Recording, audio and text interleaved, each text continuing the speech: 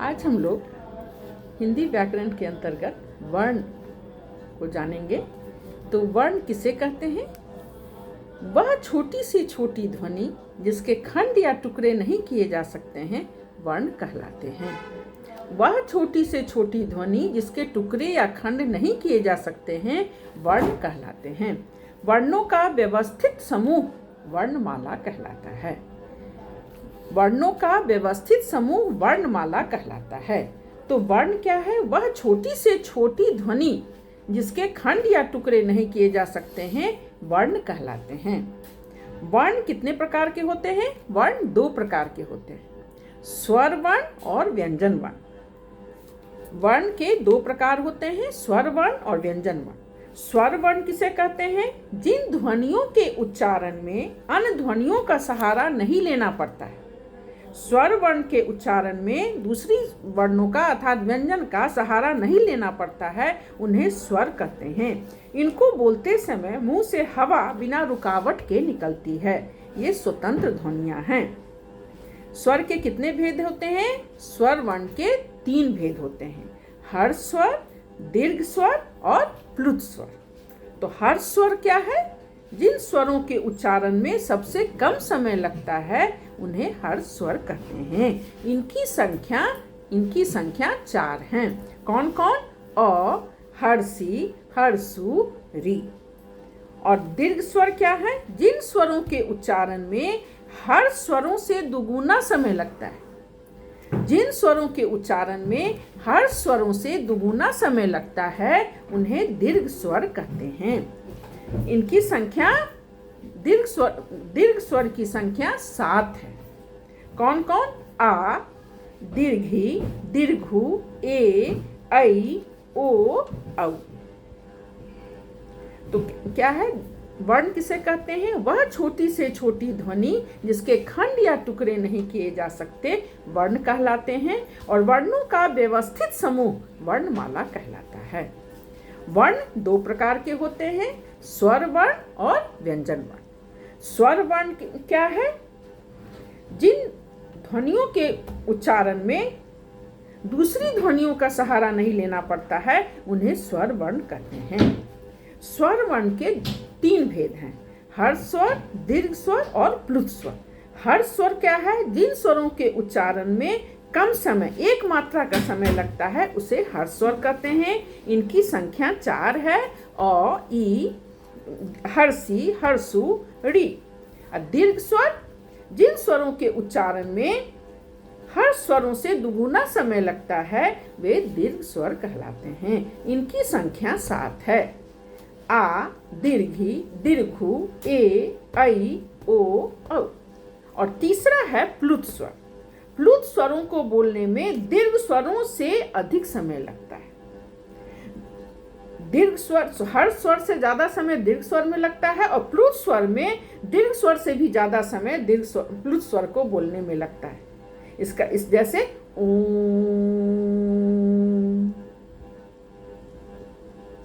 तो हमने देखा कि स्वर के वर्ण के 3 भेद हुए, स्वर, हर्ष स्वर, दीर्घ स्वर और प्लुत स्वर। अब हम देखते हैं कि अनुस्वार किसे कहते हैं। जब ऊपर में बिंदी लग जाती है, यह बिंदी स्वरों के साथ आती है ना, और यह नाक वाला उच्चारण देती है, जैसे अंत, कंधा, बंदर, सुंदर। तो ये हो गया अनुस्वार। और अनुनासिक क्या हुआ? जब स्वर के ऊपर चंद्र बिंदु लगती है, चांद्र बिंदु, इसका उच्चारण मुख और नाक दोनों से किया जाता है। इसका उच्चारण मुख और नाक दोनों से किया जाता है, जैसे चांद, कांच, बांध, सांप इत्यादि। अनुस्वार क्या हुआ? जब ऊपर में बिंदी लगती है और इसका उच्चारण नाक से किया जाता है, जैसे अंत, कंधा, सुंदर। और अनुनासिक हुआ जब स्वर के ऊपर चंद्र बिंदु लगती है, इसका उच्चारण मुख और नाक दोनों से किया जाता है, जैसे कांच, चांद, बांध इत्यादि। और स्वर के बाद जो 2 बिंदु लगी होती है, वह होता है, उसे कहते हैं विसर्ग। यह दो बिंदी लगी होती है किसी शब्द के बाद में, इसका उच्चारण होता है कह। तो इसे विसर्ग कहते हैं। यह शब्दों के अंत में लगता है और ह जैसा उच्चारण देता है, जैसे पुनः, अतः, प्रातः। तो इन तीनों का स्वर और व्यंजन दोनों में प्रयोग किया जाता है। अनुस्वार, अनुनासिक और विसर्ग, इन तीनों का प्रयोग स्वर और व्यंजन तीनों में किया जाता है ना। इसके बाद हम देखेंगे कि व्यंजन किसे कहते हैं। जिन ध्वनियों के उच्चारण में स्वरों की सहायता ली जाती है, जिन ध्वनियों के उच्चारण में स्वरों की सहायता ली जाती है, उन्हें व्यंजन कहते हैं। स्वर में क्या है, किसी दूसरे ध्वनि की सहायता नहीं ली जाती है, और व्यंजन में स्वरों की सहायता ली जाती है। इसके उच्चारण में हवा रुकावट के साथ मुंह से बाहर निकलती है, जैसे कवर्ग क ख ग घ अंग, चवर्ग च छ ज झ य, टवर्ग ट ठ ड ढ न, तवर्ग त थ द ध न, पवर्ग प फ ब भ म। ये जो हैं कवर्ग, चवर्ग, टवर्ग, तवर्ग, पवर्ग, ये स्पर्श व्यंजन कहलाते हैं। इसके बाद होता है य, र, ल, व, जो अंतस्थ व्यंजन कहलाते हैं। तालब श, मूर्धन स, दंत स, ह, उष्म व्यंजन कहलाते हैं। अक्ष, त्र, ज्ञ, श्र, ये संयुक्त व्यंजन होते हैं। तो संयुक्त व्यंजन क्या होता है, जब किसी स्वरहीन व्यंजन का मेल स्वर युक्त अन्य किसी व्यंजन के साथ हो, जब किसी स्वरहीन व्यंजन का मेल स्वर युक्त व्यंजन के साथ हो, तो उसे संयुक्त व्यंजन कहते हैं।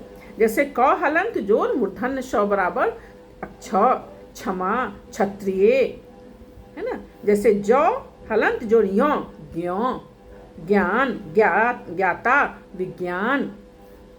और संयुक्ताक्षर क्या होता है, जब किसी व्यंजन को दूसरे किसी व्यंजन के साथ मिलाकर लिखा जाता है, जब किसी व्यंजन को दूसरे व्यंजन के साथ मिलाकर लिखा जाता है, तो उसे संयुक्ताक्षर कहते हैं। तो संयुक्त व्यंजन क्या हुआ, जब किसी स्वरहीन व्यंजन का मेल स्वर युक्त व्यंजन के साथ हो, तो वो हो गया संयुक्त व्यंजन। और संयुक्ताक्षर हुआ जब किसी व्यंजन का दूसरे व्यंजन के साथ मिलाकर लिखा जाता है, तो वह संयुक्ताक्षर कहलाता है। जैसे त हलंत जोड़ य, त्य, च हलंत जोड़ छ, क्ष। जैसे ध हलंत जोड़ य, ध्य, ध्यान।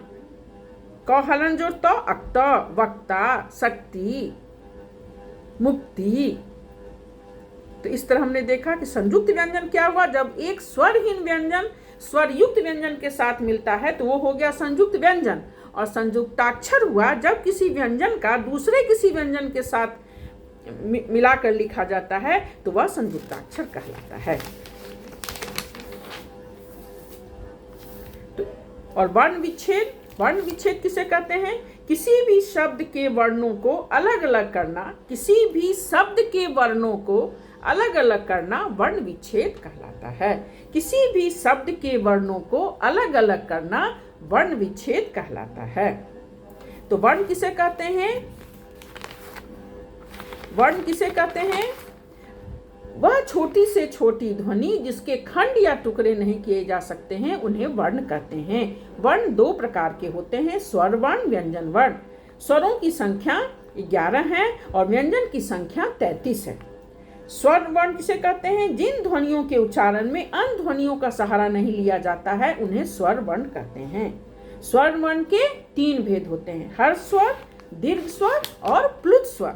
जिन स्वरों के उच्चारण में सबसे कम समय लगता है, वो हो गया हर्ष स्वर। इनकी संख्या, हर्ष स्वर की संख्या 4 है, अ, हर्षी, हर्षु, ड़ी। दीर्घ स्वर, जिन स्वरों के उच्चारण में हर स्वरों से दुगुना समय लगता है, उन्हें दीर्घ स्वर कहते हैं। इनकी संख्या 7 है, जैसे आ, दीर्घी, दीर्घु, ए, ऐ, ओ, औ। और तीसरा स्वर है प्लुत स्वर। प्लुत स्वर को बोलने में दीर्घ स्वर से भी ज्यादा समय लगता है, जैसे ओम के उच्चारण में ज्यादा समय लगता है, ये हो गया प्लुत स्वर। इसी तरह फिर हम लोगों ने क्या देखा, अनुस्वार, अनुनासिक और विसर्ग। अनुस्वार, जब स्वर के ऊपर में एक बिंदी लगी होती है तो उसे अनुस्वार कहते हैं। या इसका उच्चारण नाक से होता है, जैसे अंत, कंधा, बंदर, सुंदर। और अनुनासिक, जब स्वर के ऊपर चंद्र बिंदु लगी होती है तो वह अनुनासिक कहलाता है और इसका उच्चारण मुख और नाक दोनों से किया जाता है, जैसे चांद, कांच, बांध, सांप इत्यादि। और विसर्ग कहते हैं, जब स्वर के बाद दो बिंदु लगी होती है, इसका उच्चारण ह जैसा उच्चारण होता है, इसे विसर्ग कहते हैं। और इन तीनों का स्वर और व्यंजन दोनों में प्रयोग किया जाता है। अनुस्वार, अनुनासिक और विसर्ग तीनों का प्रयोग स्वर और व्यंजन दोनों में किया जाता है। और वर्ण विच्छेद क्या होता है? किसी भी शब्द के वर्णों को अलग अलग करना, किसी भी शब्द के वर्णों को अलग अलग करना वर्ण विच्छेद कहलाता है। ठीक है, आज की क्लास में बस इतना ही। आज हम लोगों ने देखा वर्ण किसे कहते हैं, है ना। वर्ण की, उसके बाद वर्ण के कितने प्रकार होते हैं, स्वर वर्ण, व्यंजन वर्ण। फिर स्वर के कितने प्रकार होते हैं, स्वर के 3 प्रकार होते हैं, हर्ष स्वर, दीर्घ स्वर, प्लुत स्वर। फिर व्यंजन किसे कहते हैं, व्यंजन की संख्या कितनी 33 होती है। और फिर अनुस्वार, अनुनासिक और विसर्ग, ये 3 देखा हम लोगों ने। फिर संयुक्ताक्षर और संयुक्त व्यंजन। संयुक्त व्यंजन क्या हुआ? संयुक्त व्यंजन में हम लोगों ने क्या देखा कि जब किसी स्वरहीन व्यंजन का मेल स्वर युक्त व्यंजन के साथ होता है तो वो संयुक्त व्यंजन हो गया। और संयुक्ताक्षर हुआ जब किसी व्यंजन का दूसरे किसी व्यंजन के साथ मेल होता है तो संयुक्ताक्षर होता है। और वर्ण विच्छेद क्या होता है? किसी भी शब्द के वर्णों को अलग अलग करना वर्ण विच्छेद कहलाता है। ठीक है, थैंक यू।